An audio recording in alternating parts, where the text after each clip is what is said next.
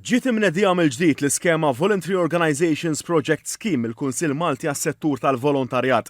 L-iskema għandha lan li tassisti finanzjarjament taqdiet volontari biex iwettqu l-idejat tagħhom u jsarfuhom fi proġetti fil-komunità. Għal din is-sena ġie allokat l-ammont ta' 800,000 euro li se jinqasam bejn laqdiet volontari li applikaw b'suċċess għal inizjattivi differenti, inkluż proġetti fil-komunità, inizjattivi ta' infrastruttura jew riċerka. Taħt din l-iskema tul dawn l-aħħar 8 snin ġew allokati madwar 7 miljun euro.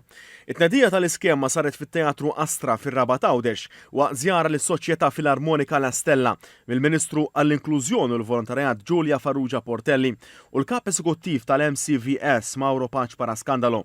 Permezz ta' din l-iskema fi snin passati, din laqda investit 40,000 euro f'żewġ proġetti infrastrutturali li kienu jinkludu kemm rinnovar ta' sala fejn isiru l-provi u t-tagħlim mużikali u anke titjib ta' faċiltajiet biex tittejjeb l-aċċessibilità tal-post.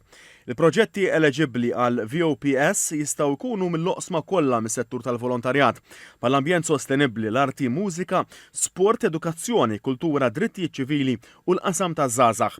Għat-tieni sena konsekuttiva parti mill-fondi se jkunu dedikati għat-tisħiħ tal-inklużjoni relatat mas-saħħa u d-diżabilità biex jgħinu sabiex ikollna komunità aktar inklusiva. Il-Ministru Giulia Farrugia Portelli fissret kif din l-iskema ħallit proġetti ta' fejda li minnhom qiegħed igawdi kulħadd.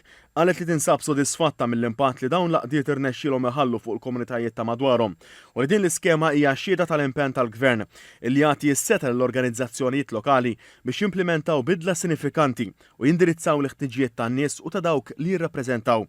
Il-Kap Eżekuttiv tal-MCVS Mauro Paċ Paraskandalo qal li huwa ta' pjaċir li jara din l-iskema sena wara l-oħra titħaddem u tkattar il-ġid. Laqdiet volontari li applikaw irdu jkunu rreġistrati u konformi mal-Kummissarju għall-organizzazzjonijiet volontari.